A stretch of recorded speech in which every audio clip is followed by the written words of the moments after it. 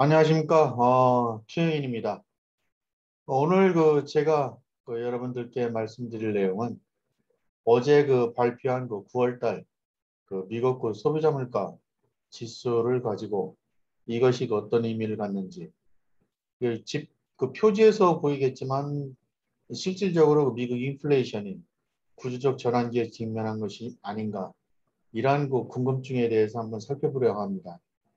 페드는 일시적인 현상이라고 계속 주장을 하고 있고 또 일부에서는 최근에 구조적일 가능성이 높다라는 쪽에 힘을 얻고 있는데 이런 부분들이 또 실제 투자 전략에 어떻게 적용을 해야 될지 이 부분까지 설명을 드리면서 오늘 시간을 마무리할까 합니다. 먼저 말씀드렸지만은 최근 주식시장에 영향을 미친 요인 가운데 가장 큰 것 가운데 하나는 누가 뭐래도 인플레이션일 겁니다. 어제 9월달 미국 소비자 물가 동향이 발표됐는데 이 소비자 물가가 왜 5%대에 이르렀는지에 대한 배경을 품목별로 한번 살펴보도록 하겠습니다. 먼저 9월 헤드라인 CPI는 전년 동월 대비해서 5.4% 상승했습니다. 2008년 7월 이후에 가장 높은 상승률입니다. 그리고 변동성이 높은 음식과 에너지를 제외한 코어 CPI는 4% 상승했습니다. 2021년 올해 6월에 4.4%보다는 낮은 수준입니다. 이것 때문에 이제 페드의 인플레이션은 일시적이라고 강변할지도 모르겠습니다. 세 번째는 육류, 가금류, 어류, 달걀 등과 같은 단백질 물가가 전년 동월 대비 10.5% 상승했습니다. 그리고 물가 상승을 견인하는 품목 가운데 최근에 뜨거운 이슈가 되고 있던 중고차 가격은 24.4% 상승했습니다. 그렇지만 고점 대비해서는 상승폭이 좀 둔화되는 그런 모습입니다. 그리고 단백질, 에너지, 중고차를 제외한 헤드라인 CPI는 2.7% 상승했습니다. 그리고 코어 CPI에서 중고차를 제외한 물가는 2.9% 상승을 했습니다. 이 5번과 6번의 지표를 특별히 말씀드리는 이유는 눈치를 채셨는지 모르겠는데 변동성을 감안한 CPI를 통해서 현재 미국 물가 상승률이 구조적인지 일시적인 현상인지를 파악하기 위해서 이런 수치들을 말씀드린 겁니다. 여기서 중요한 거는 가장 변동성이 높은 품목들을 제외하더라도 물가 상승률이 앞서 말씀드린 대로 2.7에서 2.9%를 보이고 있다는 것입니다. 이 수치는 페드의 목표치인 2%를 훨씬 상회한 것입니다. 아마 이 부분 때문에 페드가 11월부터 일단 테이퍼링을 검토하기 시작했는지도 모르겠습니다. 이제 CPI의 33%를 차지하는 매우 중요한 품목인 쉘터 물가에 대해서 알아보기로 하겠습니다. 거주 비용이나 임대료 정도로 이렇게 생각을 하시면 될 것 같습니다. 쉘터는 1970년대 이후로 헤드라인 CPI와 쉘터 물가 지수와의 상관관계는 80%를 보였습니다. 에너지 가격과 물가 지수와의 상관관계가 40%이라는 점에서 비추어 보면은 이 쉘터 물가 지수가 소비자 물가 상승률에 차지하는 비중이 영향력이 얼마나 큰지를 알 수 있겠습니다.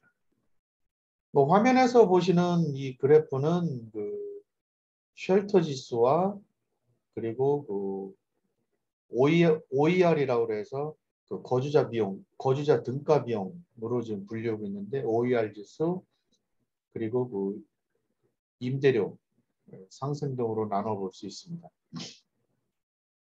그래프에서 보듯이 OER 지표하고 렌트 지표는 20년 동안 그동안 20년 동안 많은 변동성을 보여왔습니다. 두 가지 지수가 정점을 형성했던 2002년과 2007년에는 쉘터 지수가 그리고 두 가지 하위 지수가 거의 4%를 기록했습니다. 그리고 2010년대 저점을 형성하고 다시 상승하면서 2011년부터 2016년까지 그 점진적인 그 상승세를 보이다가 횡보를 하고 그 코로나 바이러스 위기를 맞이해서 일시적으로 하락했다가 다시 그 급등하는 1.5%에서 3.2%로 급등을 했습니다. 여기서 중요한 점은 미국 주택 시장이 그 강세를 보이고 있다는 점을 감안을 하면 쉘터 지수는 그 쉘터 인플레이션은 그 최소 전염병 이전 수준인 그 3.6%까지도 상승할 수 있다는 그런 의미입니다. 2016년도 그 고점 수준에 그 거의 근접한 것인데 만약에 그렇지 않다면 이 지수대를 돌파하면 앞서 말씀드린 대로 2002년, 2007년 고점인 4%까지도 상승할 수 있을 것으로 보입니다. 눈치채신 분도 계실 것으로 생각을 하는데요. 현재 그 쉘터 인플레이션은 그 2010년대 그 말의 그 전반적인 그 인플레이션보다 그 더 높지 않기 때문에 가능성이 있다고 지금 보여지고 있습니다. 이제 그 식음료, 음식료 인플레이션에 대해서 그 살펴보겠습니다.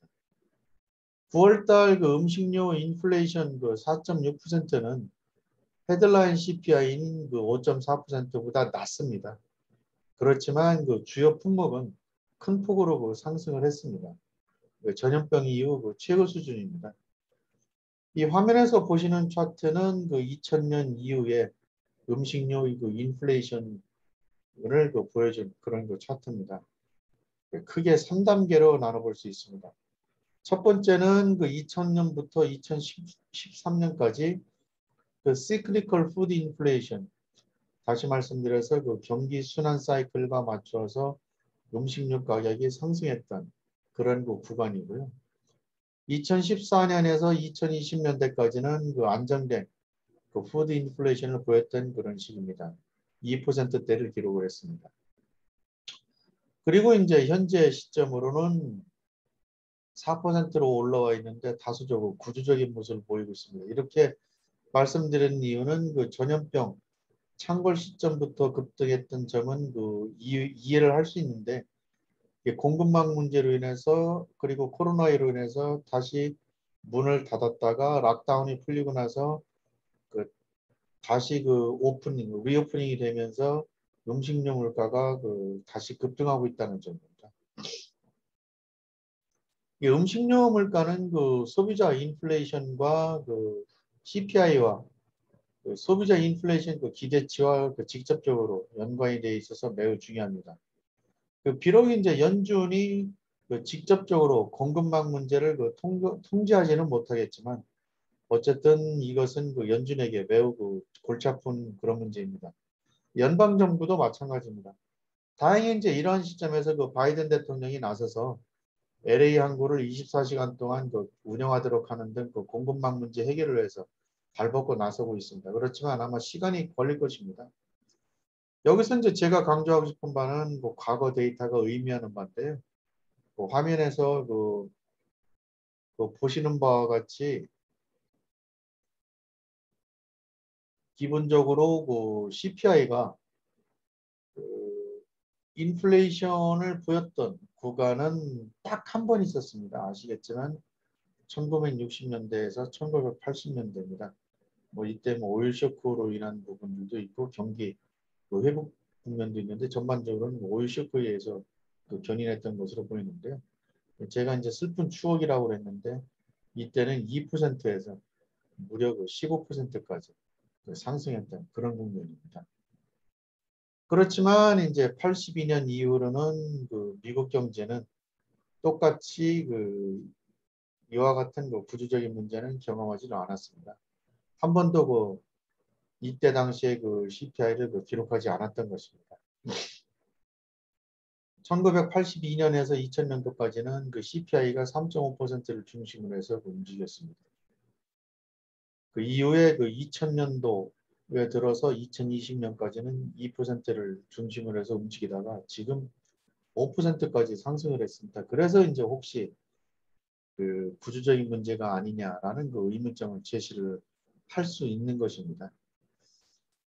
이제 그렇지만 이제 이러한 부분들은 그 자본시장에서 이런 그 CPI가 구조적인 전환기에 직면한 것이냐, 이 부분은 그 자본시장에서 어느 정도 그 시사점을 그 찾을 수 있을 것으로 보입니다. 그 10년물 국채금리는 1.5%이고요. 주식시장은 그 미래 기업이익 대비 21배에서 거래되고 있습니다. 나중에 말씀드리겠지만 그 수익률 곡선은 그 단기 금리는 상승을 하고 장기 금리가 주춤하는 그런 상황입니다. 그래서 수익률 곡선이 5거래일 연속으로 그 플래티닝하는 모습을 보이고 있는데 이 부분은 미 연준이 그 단기 그 금리를 인상할 가능성이 높다라는 부분들을 그 반영한 것으로 보입니다. 그렇지만 장기 금리는 그 다소 그 둔화되고 있다는 점에서 구조적이지 않을 가능성도 있는 것으로 지금 그 해석을 할 수 있겠습니다. 어쨌든 이제 이렇게 그 시장에서 인플레이션이 그 구조적이냐 아니면 일시적이냐까지 인식하기까지는 그 많은 그 시간이 그 필요할 것으로 보이고요. 어쩌면은 몇 분기, 짧으면 몇 분기, 어쩌면 그 몇 년까지 걸릴지도 모르겠습니다. 다시 말해서 구조적인 인플레이션이 실현된다면 우리는 너무 많이 알고 있겠지만 그 주식시장은 그렇게 밝은 모습을 보이지 못합니다. 그렇지만 앞서 말씀드린 대로 새로운 국면을 확인하기까지는 그 충분한 그 시간이 있습니다. 물론 이제 미국 노동시장이 구조적으로 변한 듯한 모습을 보이면서 많은 그 어려운 과제들이 있는 것도 사실이지만 서둘러서 그 새로운 인플레이션 국면으로 진입했다라고 판단을 해서 포트폴리오를 급격히 수정할 필요는 없어 보입니다. 오히려 그 지난번에 말씀드린 바와 같이 경기 사이클에 맞는 이런 그 포트폴리오를 그 미세 조정하는 그러한 조정이 지금 더 어울린다고 생각을 합니다. 그래서 제가 최근에 이제 많은 인플레이션 관련 그 데이터들을 살펴보고 그 분석도 해보고 있는데 아직까지는 앞서 말씀드린 대로 구조적인 그 흐름까지는 구조적인 흐름으로 이어질 것이라고 판단하기까지는 좀 이른 것으로 보입니다. 일시적인 쪽에 저는 좀 더 무게중심을 두 개를 두고 있는데요. 어쨌든 그런 측면에서 뭐 테이퍼링은 그 사전적인 거 방어 측면에서 뭐 불가피하다고 생각을 하는데 그렇다고 해서 앞서 말씀드린 대로 전체적으로 장기간의 그 구조적인 흐름으로 변화될 것이다. 이 부분은 아직 그 퀘스천입니다. 그래서 앞서 말씀드린 대로 거듭 말씀드리지만 경직 사이클에 맞는 포트폴리오 미세 조정이 오히려 더 필요하다. 이렇게 생각을 하고 있는 것입니다. 오늘도 저는 그 여러분들의 그 성공적인 그 투자를 많이 기원을 하고요. 그리고 많은 구독, 특히 좀 부탁드리겠습니다. 오늘도 시간을 내주셔서 정말 감사합니다.